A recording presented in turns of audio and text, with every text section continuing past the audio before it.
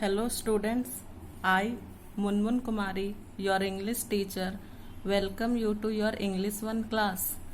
Today we will start our fourth chapter, that is chapter number 4, nouns. So what are nouns?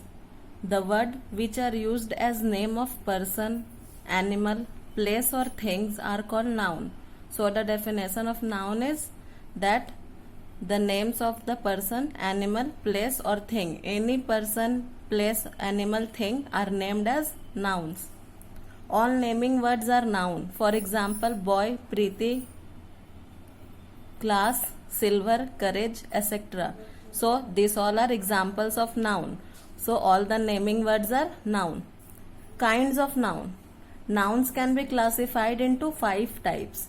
So nouns can be classified in 5 different kinds. So the 5 kinds are proper noun, common noun, collective noun, material noun, abstract noun. See proper noun. The example of proper noun is given: Puneet, Delhi, India, March. These all are example of proper noun.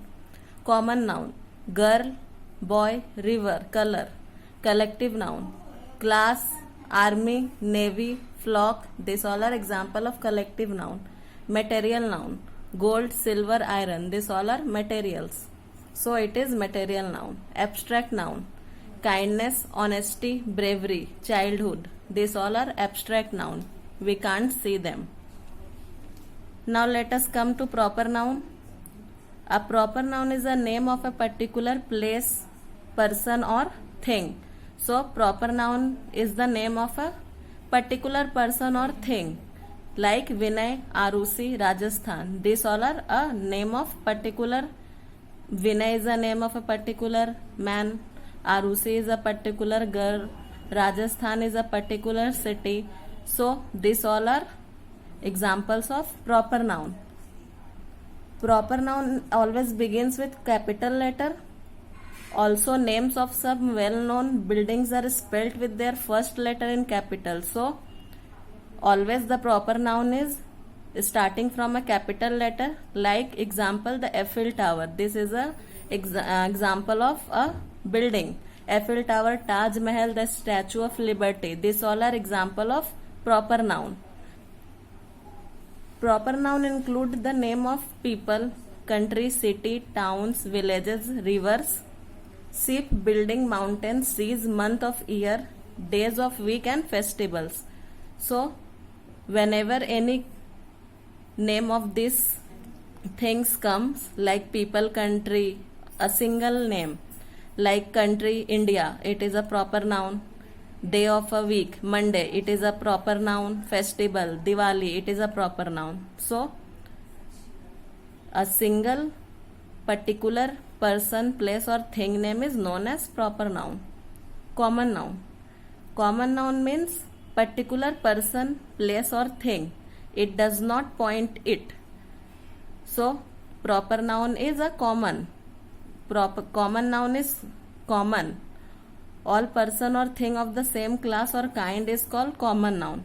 So this does not specify a proper person, place or thing. It says about the whole community, like boy, girl, book, city, table. This all boy. Boy, here the boy word does not describe a particular boy. The boy community is being described over here. So it is example of common noun. Book, it is a common noun. No specific name of the book is given. So it is a common noun. Now let us come to collective noun. When noun points out to the number of collection of person, animal, thing, it is known as collective noun. So whenever a noun is described in a collection, whether it is a person, place or animal or thing, it is known as collective noun whenever it is described in collection. Like example, we can say crowd, bunch, mob, gang, class. These all are example of collective noun. Crowd indicates what? People. Mob indicate collection of rioters, means those who make riots, make different kinds of disasters, and gang. This includes a collection of dacoits. So a collection of dacoit is known as gang. Bunch is collection of fruits.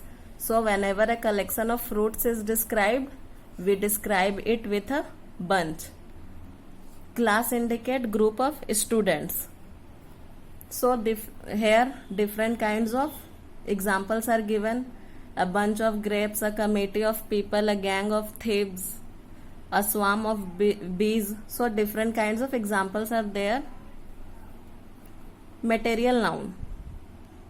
The noun which stand for matter or subject, matter or substance of which things are made of it, is called material noun. So whenever we describe a matter of or substance from which we can make different things are known as material noun. Like cotton. Cotton is a material. Through cotton we make cotton cloths. Sugar. From sugar we make different kinds of sweet dishes. So these all are example of material through which different things are made. Abstract noun. An abstract noun is name of some quality, feeling or an idea that we can only think of or feel but cannot touch or see. So abstract noun describes some feelings or ideas that we can't see. These all are known as abstract noun. These all are example of abstract noun. Hope, honesty, health. These all we can't see. It can just be felt. Hope can't be seen. It can only be feel. Courage, we can't see courage. We can only feel the courage. Joy, pain, we can't see them. We can just feel them. So here are some words through which abstract noun are being formed. Kind, able, brave, generous. These all are adjective. And then kindness, ability, bravery, generosity. These all are transferred into abstract noun. Common nouns. From common noun it is transferred in abstract noun. From verbs, act, satisfy, punish, heal. These all are kinds of verb. And through verb we have transferred the verb into abstract noun. Act. Act is changed into action. Satisfy is changed into satisfaction. Punish is changed into punishment. Heal is changed into health. So these all are, here we see that from different words the abstract noun is being formed. Countable and uncountable noun. Depending upon whether a noun can be counted or not. Countable noun are what? Those noun which can be counted. Countable nouns are noun and uncountable nouns are those nouns which cannot be counted. Countable nouns are noun that can be counted easily, such as table, toy, boy. These all are countable noun. We can count them. Table, toy, boy. These all things we can count. Uncountable nouns are those which we cannot count, like oil, milk, etc. So students, today we came to learn about noun and its different kinds. So your homework is to go through the chapter and read the different kinds of the noun. In our next video, we will start chapter number 5. So students, that's all for today. Thank you.